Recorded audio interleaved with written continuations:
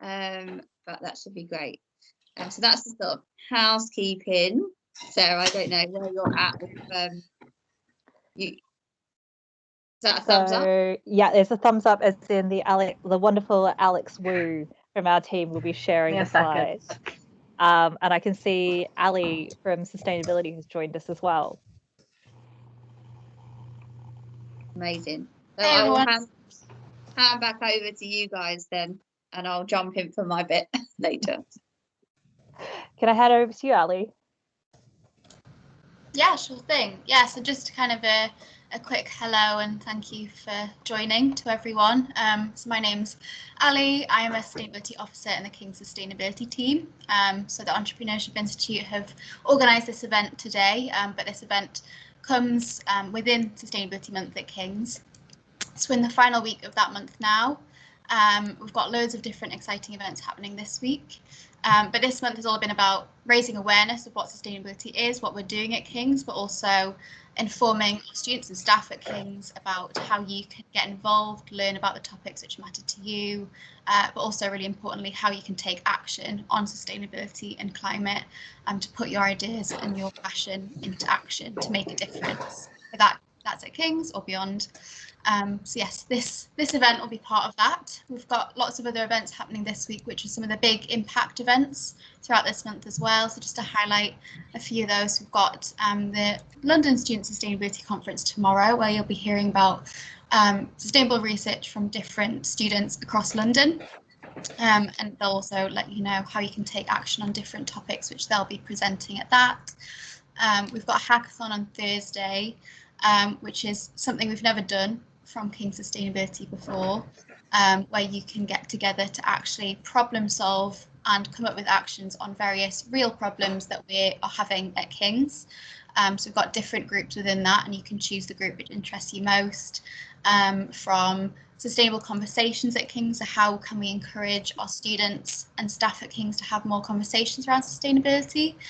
What conversations would you like to have, but how can we reach students who are not already engaged with sustainability, to educate and to support those students? Also, really importantly, around progressing and supporting diversity within sustainability, or in the environmental sector, and more specifically, given that the environmental sector in the UK is the second least diverse sector, which needs to change. So how can we support diversity better at King's from our team, but also more widely? So there's some exciting events happening after this event today, but this event will be great. So hopefully you take lots from this, and I'll be on the call as well throughout it for any more specific questions that I could help with at the end. But yeah, hope you enjoy the event today, and thank you Entrepreneurship team for running this. Amazing, thank you, Ali. So to anyone who doesn't know much about the Entrepreneurship Institute, we are the dedicated entrepreneurship hub at King's College London. So we work with students, staff and societies to promote entrepreneurship, promote entrepreneurial thinking and mindsets, as well as skills. We strongly believe that anyone can be entrepreneurial. Entrepreneurship isn't just about founding startups, it's about having a set of skills that help you to kind of make change no matter what it is you want to do for your career. We believe that these kind of skills are going to help you stand out and push ahead with innovation and change. How are you going with the slides there, Alex? I thought I'm sharing, but maybe not. Can you not see them? Can you put them on present? Yeah, I don't know why it's... Oh, can you see them now? I can see it in PowerPoint. Oh, okay, let me stop sharing and try again. Anyway, I will keep going. So we run loads of different events for students, staff, and alumni. Everything from kind of starting to develop ideas, develop skills, all the way to kind of supporting startups to scale and grow. And fundamental to what we do there is, like I mentioned, the entrepreneurial skills. And I don't know if we can get that slide up Alex, with the 7 skills. Give me a sec. It's really not liking it. All the tech issues today.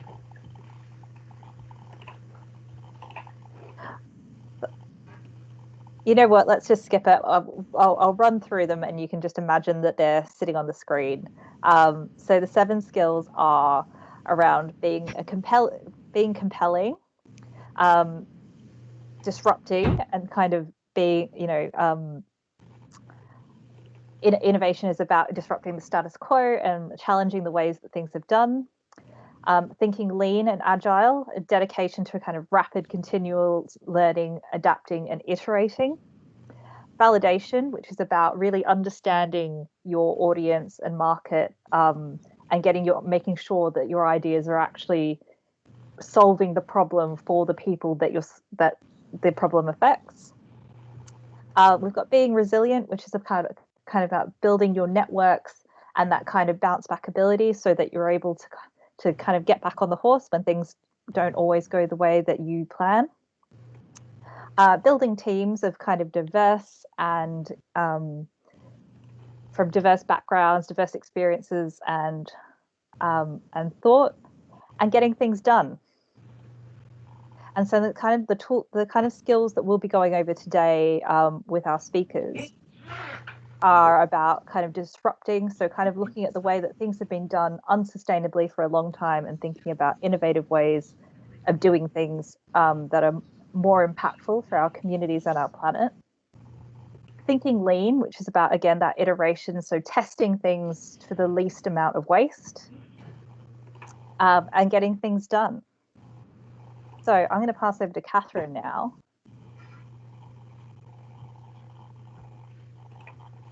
Amazing. I think we're role modeling bounce back ability right now, Right. with all the technical things going on. So I guess I just wanted to speak a little bit before we go to our speakers around, like, why do we care as the Entrepreneurship Institute about sustainability? So, because you might be thinking, why are we doing this session today? So I guess we believe that entrepreneurial people will be key to solving sustainability problems, and that's what entrepreneurs do. Entrepreneurial people do is they solve problems. So the more people we equip with entrepreneurial skills, the better able we are as a society to solve the challenge around climate change. Also, in the sense that we set people up with these skills at the beginning of their career and at the start of their startups, we've got an amazing opportunity to bake this way of thinking in at the beginning, which we believe is easier than trying to pivot, say, a large organization to think about sustainability. So we see it as part of our responsibility as the Entrepreneurship Institute to be talking about sustainability. And ultimately, we want to create the startups that we do create. We want them to be able to last as long as possible, and to be relevant in the sort of society that we're moving into. That's obviously going to have to take the climate emergency very seriously. And more people we all buy things, care about this. So if we want to be, again, creating startups and supporting entrepreneurial people to create new initiatives, we want them to be designing them for what people care about today. And we've seen a huge shift in the last 2 years in particular around the climate agenda. And as Sarah's already outlined, there's like a fundamental alignment between being entrepreneurial and being sustainable. And the entrepreneurial people all about thinking lean, thinking how can I do the most with the minimal amount of resources. And so they're just like fundamentally interlinked. And I think that's what our speakers will also corroborate when they get to share their story. And I guess in terms of our speakers today, they represent staff, student and alumni in our community. They represent people on different programs in our community. So we've tried to showcase that diversity, and we've specifically briefed them to talk about the process and the journey that they've been on to take an idea and to make it more sustainable. So they're not just going to be telling you about the end product or the end solution that they've come up with. They're going to sort of take you and give you an insight into the decision making that they made along the way, because some of this stuff is not easy. If it was easy, we'd just all be doing it, and there are lots of things to think about and trade-offs to think about as well. So without further ado, we're going to move on to our first speaker, which is Cynthia. Cynthia actually does a very interesting job, which I'm sure she'll tell us about. But she was also a semi-finalist in our recent Idea Factory competition with her venture idea, The Good Portion. So Cynthia, are you there? Yes. Hi. Hey, over to you. Thank you. Well, slightly contrary to what Catherine has said, I am going to kind of come from the angle of my job and as we help businesses through sustainability, as opposed to and it's kind of what we did within The Good Portion, but I think the way I'll share what I have, it's better suited to kind of help everyone else who has a business idea that they want to make more sustainable. So anyway, hi everyone. My name is Cynthia. I am a King's alumni. I graduated back in 2018. And I currently work as a sustainability professional at the UN Global Compact Network UK. The UN Global Compact is basically the business arm of the United Nations. The way you would have UNDP, UNICEF, UNGC is basically a global alliance of organizations who are committed to sustainable growth. Our mission is to mobilize companies around the world and align their operations, their strategies, their policies, their procedures to the 10 universal principles in the areas of human rights, labor, environment, and anti-corruption. These are all best represented in the Sustainable Development Goals. So I too am on my entrepreneurial journey, and I am dedicated to starting a business or a social enterprise which champions the SDGs using my knowledge and my experience. But I just wanted to kind of quickly come up here and share and talk you through a tool that I think you can use to help drive sustainability in your business ideas. And so the SDG Compass, I don't know if anybody has ever heard of it. If you have, amazing, you're already on the right track. If you haven't, no worries, I'm here to share that with you. It was developed by the UN Global Compact along with GRI, which is the Global Reporting Initiative, as well as WBCSD, which is the World Business Council for Sustainable Development. And there are basically 5 steps on the SDG Compass, and I'm just going to talk you through them, and hopefully I say it in a very clear and direct way. The first step is understanding the SDGs. So get to know all 17 SDGs, their targets and their indicators. Like really do your homework, read through them from beginning to end. Doing this will take you a long way to understanding the global blueprint that will make the world a better place for both people and planet. The second step is defining priorities. So define what your business priorities are, what you want your priorities for your business idea to be. You can do this by identifying the current and potential positive and negatives your business activities will have on the SDGs. I'm going to say that again.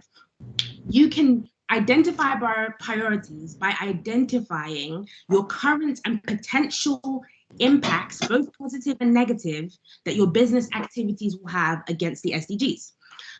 Doing this can help you pinpoint where you need to scale up the positives and scale down the negatives or avoid them altogether. The third step is setting goals. Setting business goals sets your business priorities. It sets where the direction that your businesses are trying to go in, like the idea that you want your businesses to go in.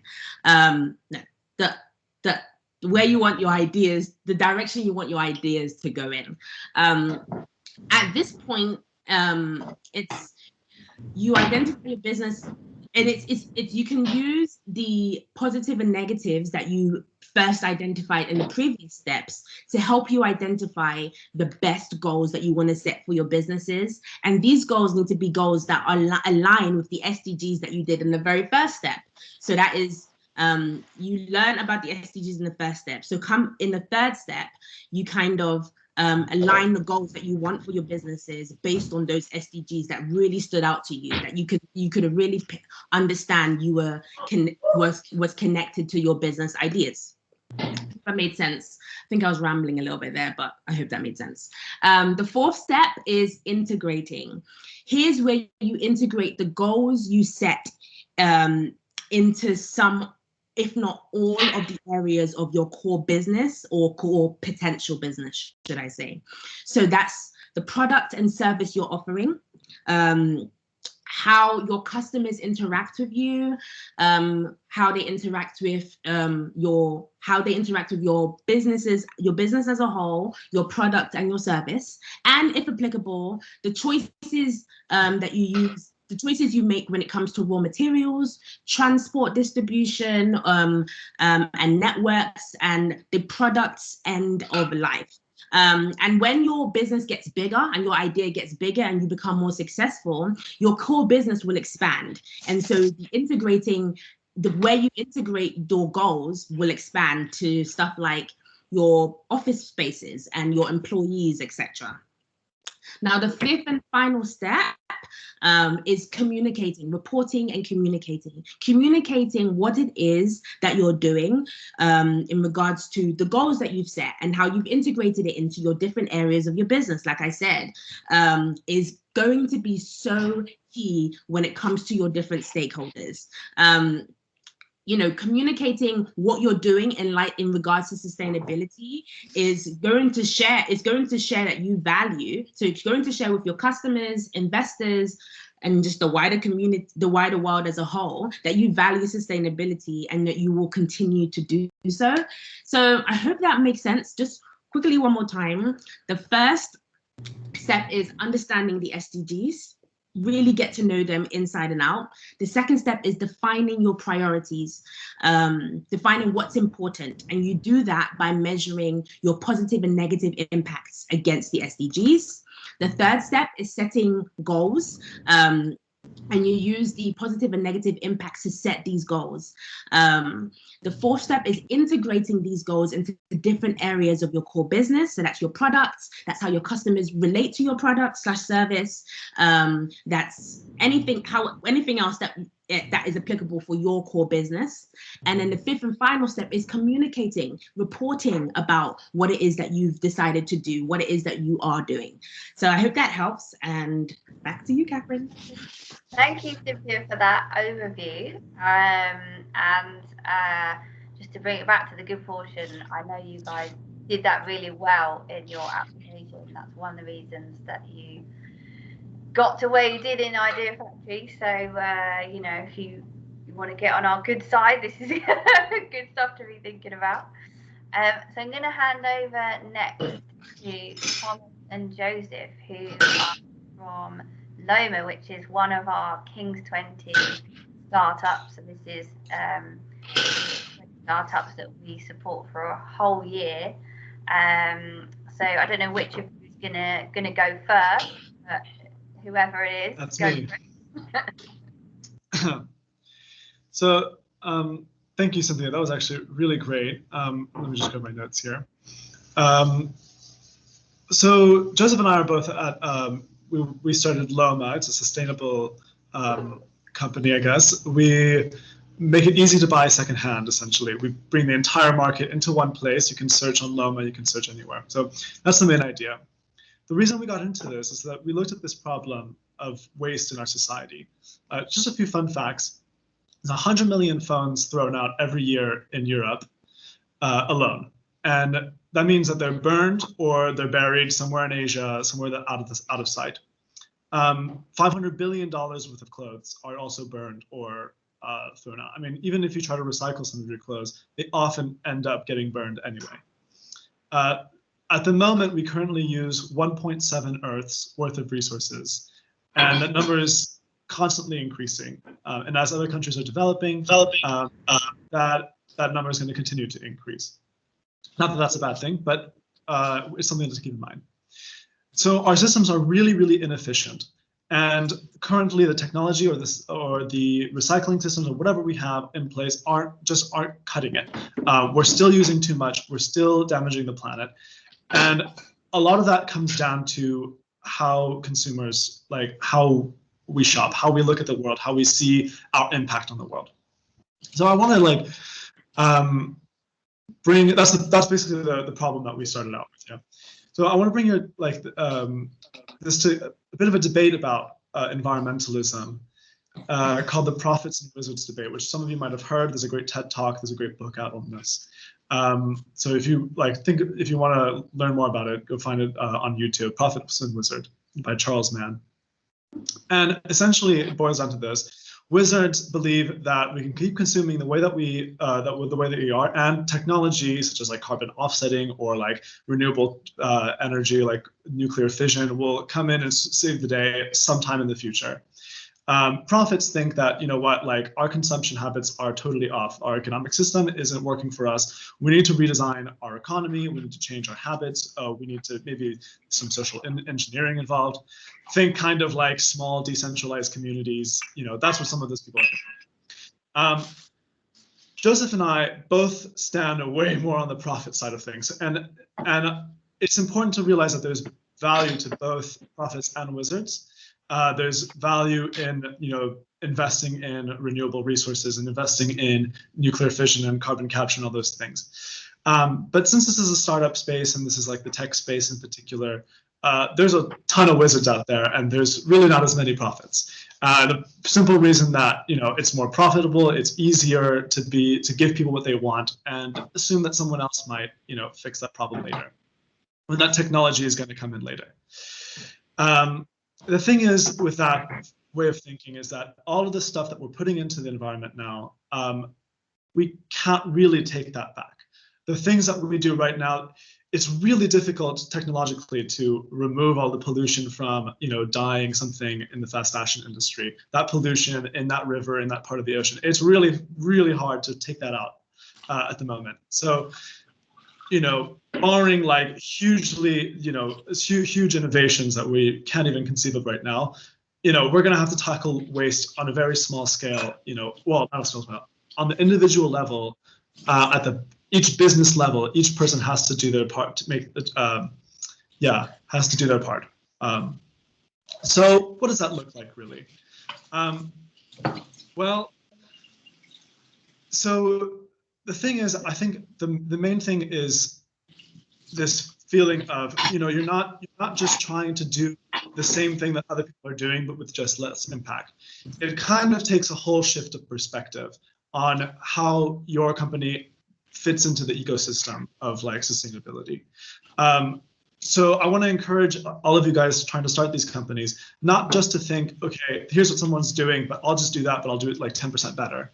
That's great. You know, that's not something, you know, we have to end right away, but also to think like, can I change the system? Can I make it systematically more efficient, more in line with my goals? I think this starts really with creating a culture of sustainability from the outset. That means like thinking about the people that you hire, hiring people with that same mindset as you, and building sustainability into the company values very early on. If you think about a company like Patagonia, you know, Patagonia is a clothing company. They obviously create a lot of waste. You know, if you're thinking about, they always create a lot of waste, but they started out with that mindset from the beginning of we're going to change the way that we do clothing, that we make clothing. We're going to build that into whatever cost, into our model at whatever cost. And today they're reaping the benefits from this. So I'll just wrap it up quickly. The last thing is that once you have that mindset, once you have that vision, set your company goals, make sure that they're measurable, make sure that they're attainable, make sure that they, as everything that Cynthia was saying. And finally, just make sure that you have that you know that having that vision, having that mindset, having that culture can reap a lot of benefits. Being sustainable is not just a burden, it's also an opportunity. And if you do something fully, wholeheartedly with and going for like a grand vision like that, you're going to reap some kind of rewards, even things that you never really expected. So yeah, that's what I'd like to encourage you to think about. And I'll hand it off to Joseph, who'll talk about more specific things that you can do to help your business. So, hello? Okay.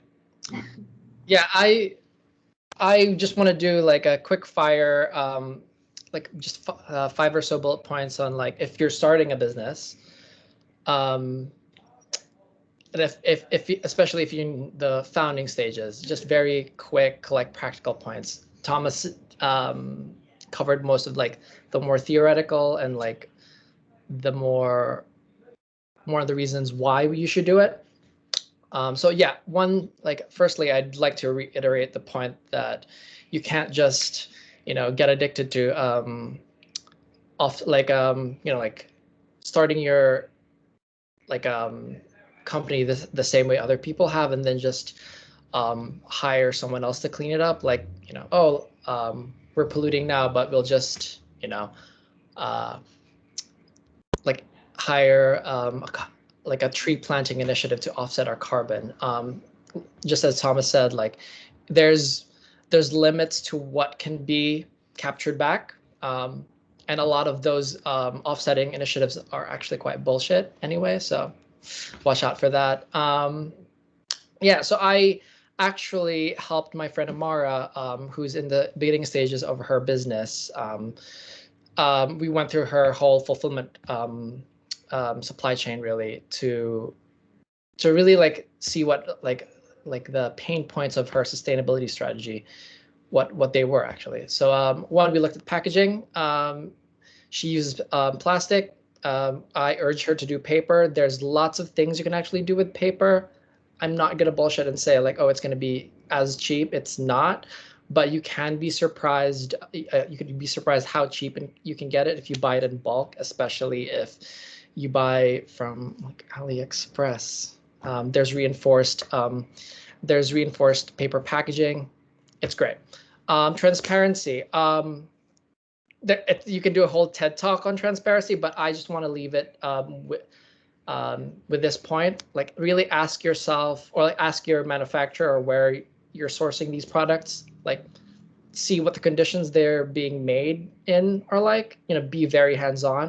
And if they kind of try to obfuscate, try to like dodge that question, that's a red flag. So transparency should be key, especially if you're trying to be sustainable. 2, in terms of manufacturing, again, lots of points. I could go into like a whole TED talk about like material science, but just one point that I like to say to everyone who's starting out is, would you allow this kind of manufacturing to occur in your hometown?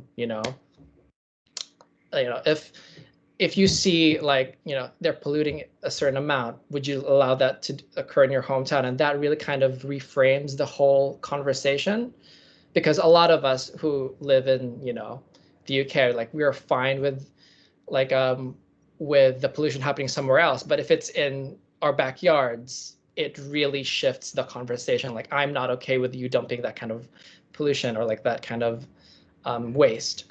Same thing with being ethical. Again, it's a whole big topic, but I just want to reframe it as, would you let your mother work in these conditions? Because like, especially for fast fashion, that is someone's mother working in those conditions, because a lot of people who claim a lot of companies who claim to have ethical manufacturing, they just do a lot of the legal limit or like the legal minimums of that country. But reframing it as, would you let your own mother work in these conditions, really sets the bar higher. Yeah, would you tolerate this practice within your own home country? And in terms of product design, and one thing I do hope is that you are creating a product you would use yourself. But if it's, you aren't, like, you could reframe it as, would you let your cousin's baby use what you're manufacturing? You know, like really reframe these questions, especially as a young entrepreneur, especially as someone who's starting out. These are going to be vital to like how your company survives, really. Like consumers are becoming so like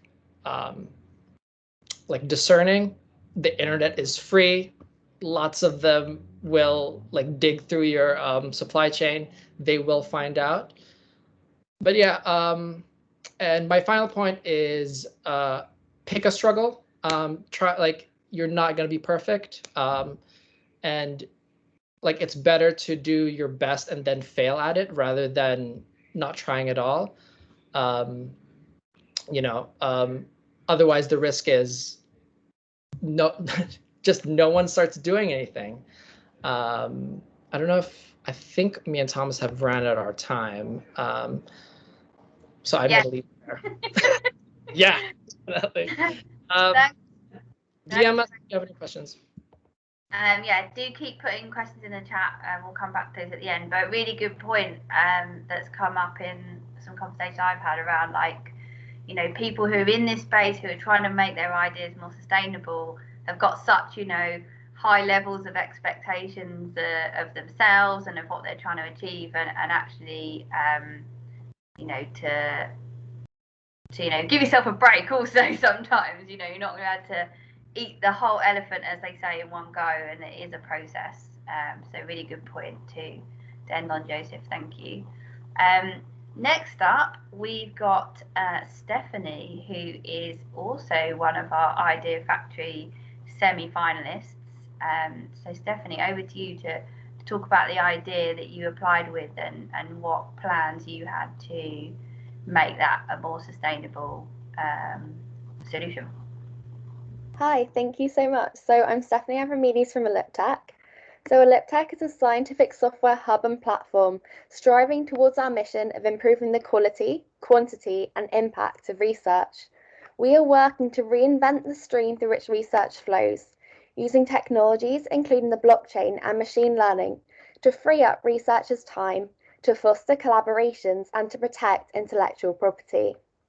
Coming from a scientific background, evaluating deeply and creatively about whether our work is beneficial for the world and responsible has always been imperative. We have applied this to our startup, using these measures to assess if Elliptech is beneficial to society and how we can improve this, whilst putting checks in place to reassess this as we are developing. We're currently finishing the developments of our minimum viable product, but since ideation, we have aimed to build sustainability into our business. This brings me to my first tip: build sustainability into your business from an early stage. In order to effectively consider sustainability, we had to explore the landscape of what does sustainability mean. Amongst many explanations, we resonated with the concept of the 4 pillars of sustainability, which included the human, social, economic, and environmental pillars. The concept behind the 4 pillars of sustainability is that if one pillar is weak, the whole system may become unsustainable and weak too. You may find that due to the nature of the problem you're solving, your business is inherently addressing one of these pillars. For example, Elliptech is centered around human sustainability, relating to health and collaboration, with a key aim being to further knowledge and to better health and quality of life. Our next step was to explore the pillars of social, economic, and environmental sustainability. We started by undertaking a pestle analysis, which is a useful business tool to analyse the political, economic, sociological, technological, legal, and environmental factors affecting your idea, which encompasses the remaining 3 pillars. Whilst the pestle analysis analyses the macro-environmental factors that impact the organisation, we assess the factors looking at how our organisation can impact these areas, and how we could tailor our idea to have the most beneficial impact in line with our vision and our mission. We started by looking at the field as a whole. Elliptech is aiming to streamline, optimise, and improve research whilst propagating sustainable collaborations. Coming from a biomedical science background, which is affiliated to the field we intend to initially launch in, we began by studying these areas relating to our field. An example of this was when we were evaluating the environmental pillar. We started by looking at the environmental considerations which affect the medical field, which include plastic waste, energy consumption, and biohazardous reagents. We initially brainstormed ideas about how the technology we were developing could be used to reduce the environmental impact of our features. Next, we brainstormed how our technology could work to reduce this impact and make the field more sustainable. We undertook an evaluation exercise for each of the pillars and documented our notes, ideas, and sketches, ensuring they would be accessible in the future. Effective documentation of your ideas is essential, as when you are developing your idea into your minimum viable product, you will develop a surplus of ideas propagated by your research. Incorporating all of these problem-solving ideas into your minimum viable product will not be feasible or in line with the lean startup model, but you can continue to research, evaluate, and incorporate your sustainability ideas in the future. The foundation of successful ideas is problem-solving, and the UN Sustainability Goals are focused on important challenges. The key goals can become a platform for making ideas sustainable, but also for guiding and inspiring your ideas. Whilst we are passionate about helping to solve a multitude of problems, and we thoroughly enjoyed brainstorming to do this, resources including sustainability goals guided our minimum viable product towards focusing on our key problem, one which is intertwined with sustainability. Research advancements strive towards solving some of the world's biggest challenges, as encompassed by the sustainability goals, and our mission is in line with solving these to improve research and collaboration. We look forward to using our documentation to incorporate these sustainability ideas as we continue to develop our product in the future, implementing new features designed with our customers, research, and sustainability in mind. We're wishing you all the best of luck for your ideas. Thanks, Stephanie. I think it's really interesting what you said around, you're looking at research. I think there can be a temptation, if you're doing good in one area, to think you sort of opt out of the other pillars.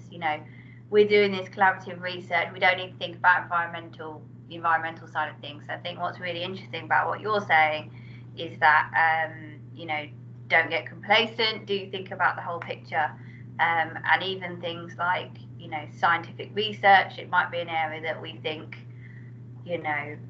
is too hard to make that more environmental, and we know that it's possible, and we have the LEAF program in our own labs at King's to support that. So thank you.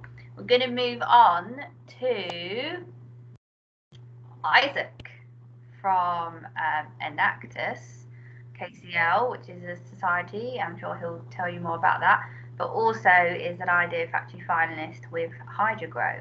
So over to you, Isaac. Thanks, Catherine. In the essence of time, I'm actually just going to go over the Enactus KCL and then pass on to Alex and Anna, who will be discussing two of our other projects that we run. So Enactus KCL is actually part of an Enactus movement, which is a global organization which works in alignment with the Sustainable Development Goals to create what are mini startups to make change around the world. A lot of the goals that we look at King's College is goal 13, I think, which is ethical consumption and production. And a lot of our projects, over 80% of them, focus on upcycling initiatives. So the main way in which we work to really have an essence of sustainability and drive through all of our projects from kind of start to their fulfillment of impact is really breaking down the supply chain and understanding what areas of the supply chain can be made to be sustainable and what areas can't. So really having that cost benefit analysis of where you can really work. So that kind of falls under manufacturing, distribution, partnerships, recycling, education, and partnerships. So I'm going to pass on to Alex, who's going to talk about Rescue Glass, which is one of our upcycling initiatives. Thank you, Isaac. Yeah, so just to reiterate a little bit about our decision-making process, it really revolves around how we structure our projects at Enactus. So we usually use the SDGs as a sort of overarching goal that our business tries to reach in small, scalable steps. So the key here is really to narrow sustainability, because it can be quite overwhelming to think, how am I going to change the world? What can I do personally to make such a big difference? So we tend to look at local opportunities in the areas that, because we're such an international school, we look at areas where everyone lives and how we can improve the local communities, both in employment terms and in sustainability terms. So, for example, Rescue Glass, which is our upcycling glass initiative, they found a lot of research that glass people assume is always recycled, but in actual fact, this is not the case. In fact, 28 billion bottles still end up in landfills every year. So to put this into perspective, that would be like the Empire State Building filling up every 3 weeks. So Rescue Glass took this notion, took this fact, and created a foundation to which to make glassware utilize a longer shelf life and also be used in a different purpose. So they are a glass recycling enterprise that turn recycled bottles or glass into decorative household items. This extends their useful life and also provides kind of a fashion item that people can put into their modern households. Some examples of the products that they use could be candles, flower vases, lights, wine decanters, mini glasses, and even snack bowls. So they began by thinking small. How can we make a sustainable product and sell it for a little bit of a profit and also create an employment opportunity, which is kind of what we do at Enactus. So they managed to actually ingrain sustainability into every aspect of their supply chain. So they began with the product. So they took glass and they simply began by cutting off the top of the bottle to create recycled candles.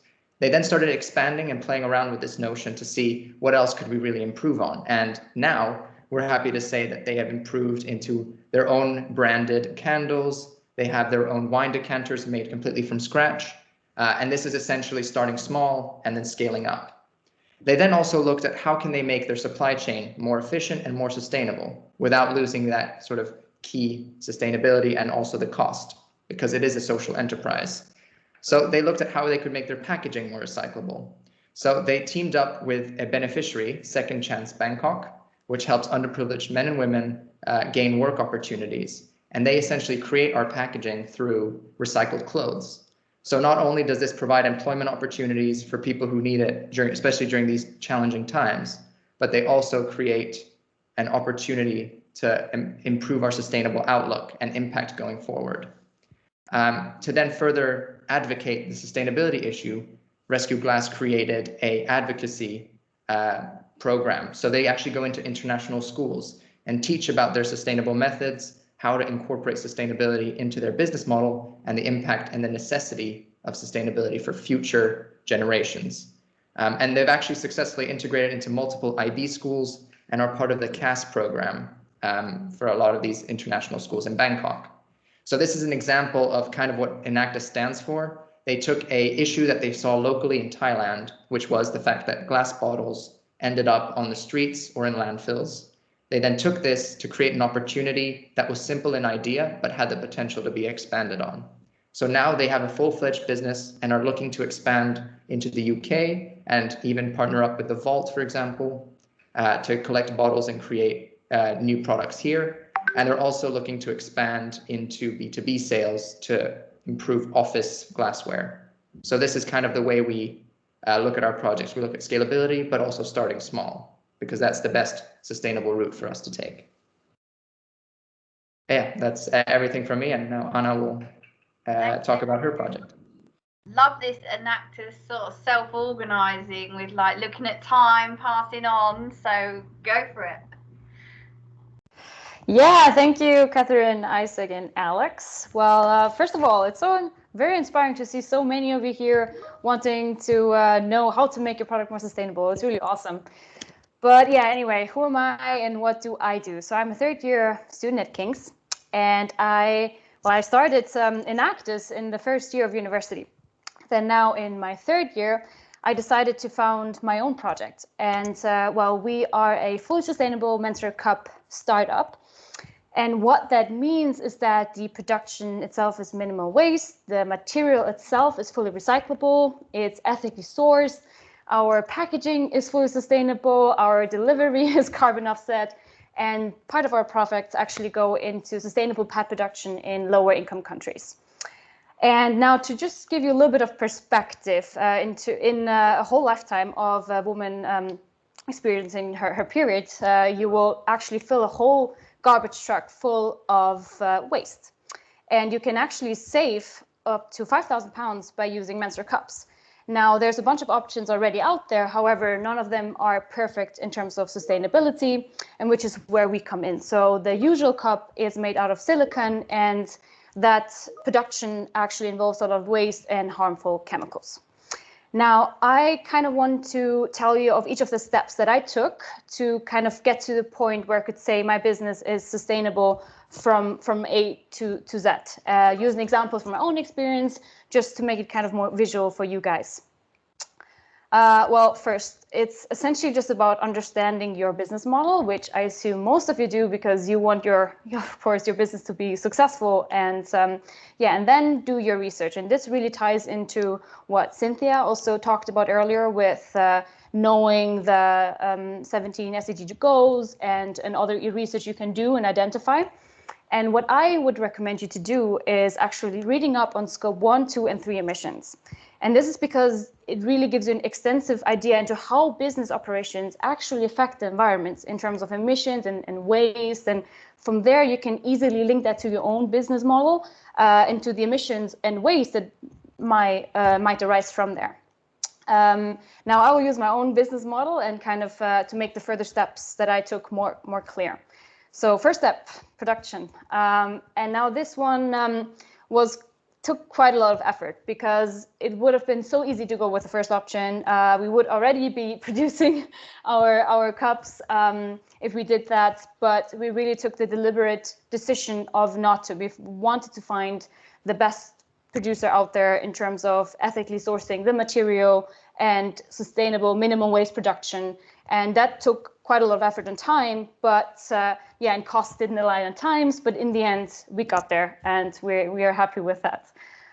So now step 2, that is the packaging. And there you have a lot of options that are out there. You can really tailor it to your product. So it ranges from different materials to different forms. So you can have, let's say, biodegradable, fully biodegradable packaging or fully recyclable packaging. And you just need to tailor it to your own product, and you would know best there anyway.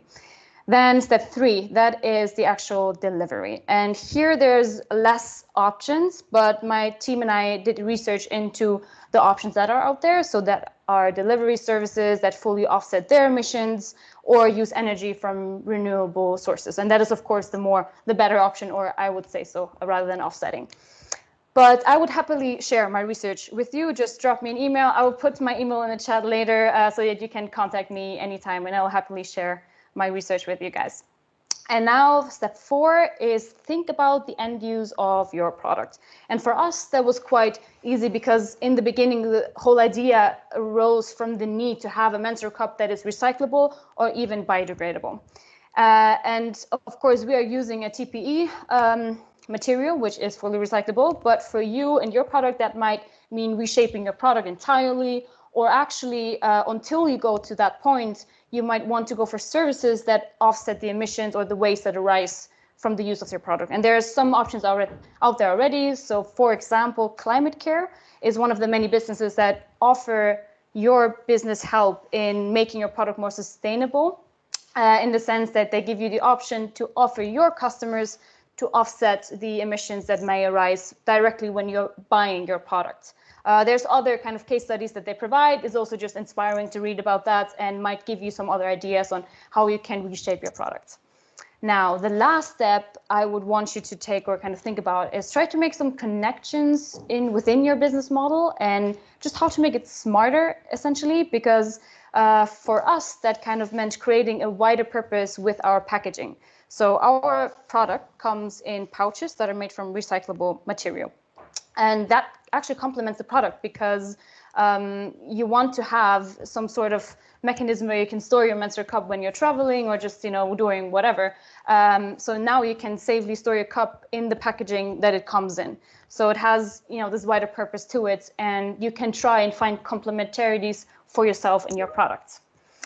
And well, in the end, essentially, just to kind of summarize all of this, it's just about shaping your purpose into the right direction. And this is also what Joseph and Thomas have been talking about a lot. And so thinking about, how this personally affects you. And I think that was a really interesting talk. Thank you for that. And then just sticking with the purpose. And, you know, you guys, just by attending the session, you are already kind of getting there. And yeah, well, thank you for listening. Thanks so much, Anna. And thank you to all our speakers. I've tried to put all the links together in one post. So if there are any links that either Anna or Stephanie want to share, just add them and I'll add it to the list. But yeah, just to bring this together, I guess we've heard of lots of different things. I think the importance of thinking about this as early as you can in whatever your idea is. I mean, it's never too late to think about it, but clearly one of the things all our speakers are saying is the earlier you think about it, the sort of more impact you're probably going to be able to have more quickly, because you're sort of you're not trying to reinvent everything at the same time. Taking a sort of life cycle approach, so don't just think about the resources and input to create something, but think about it across it being used by people and what happens to those materials after the product's been used. Can it be put back into this sort of circular economy idea? Thinking about your supply chain, as many of the speakers have touched on. So like, where are you buying what from, and then who are you selling it to? And I guess thinking about like what, you know, entrepreneurs create value. So whether you've got a startup or you're in an organization or you're just doing a side hustle, you're creating additional value, and the sort of asking yourself the question of like, who are you creating this value for, I think is a really valuable question when we think about sustainability and playing our part in society. And then just like transparency and talking about your journey, your practices, your progress, I think is really, really key. Like, we're not always going to nail this stuff from the first go, and that's like completely in line with entrepreneurial people. They get things wrong, and I think what makes them different is they're more willing to talk about that experience and try and learn from it, and use the things maybe that they haven't got right to try and help other people to move forward. So I think also sharing what we don't get right in trying to do some of this stuff is equally as important as where we do have successes. So hopefully that just brings things together. Looking at the chat, I think I only saw one question, which was specifically about a course and how the Entrepreneurship Institute works with your course. So we do lots of work with departments to try and bring entrepreneurial skills training into your curriculum, and there's other sort of pieces of work we're doing to think about modules that might be available to, you know, across all courses. So I think I can't remember who posed that question, but maybe if you want to stay on after the session, we can specifically talk about your course. But we're always trying to expand more into as many courses as possible at King's. Are there any other questions in the chat for our speakers? Just wanna, or any like, oh yeah, I'll be saying cool, great, we can chat to you about that. Sarah, I don't think, have I seen any other question? Have I missed any questions in the chat, do you think? Oh, I think you're on mute, mate. Yeah, no. No, I don't think so, but like, shout out, we've got 3 minutes left. So if you've got any questions for the speakers, pop it in the chat now. Sarah, do you want to say how people can stay in touch with us while? That's all right. Otherwise, yeah. So at the Entrepreneurship Institute, we run loads of events and workshops and competitions and things where you can get your idea or your business off the ground. So what I've done is I've popped a chat to our mailing list in, a link to our mailing list in the chat, which is the main way you can kind of find out about what all the kind of things that we're doing. Amazing. So thank you, speakers. I think this is, just to say, this is like the most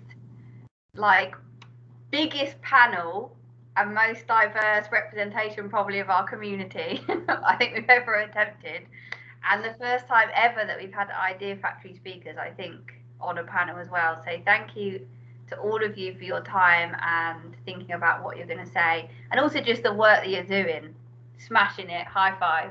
Thank you for flying the sustainability and entrepreneurship flags. And hopefully for all those tuning in, it's inspired you to think about the role that you can play wherever you're at. If you're just an individual living life, or you think you might want to create a startup, or you're going to go into a career field, how you might integrate sustainability into what you're doing. So everyone, have a lovely Tuesday. The sun's just come out where I am. Take care, everyone. And we'll hang on for those people who've got specific questions. Bye. Bye. Big love. Yes, Anna, I love it. I'm going to stop recording.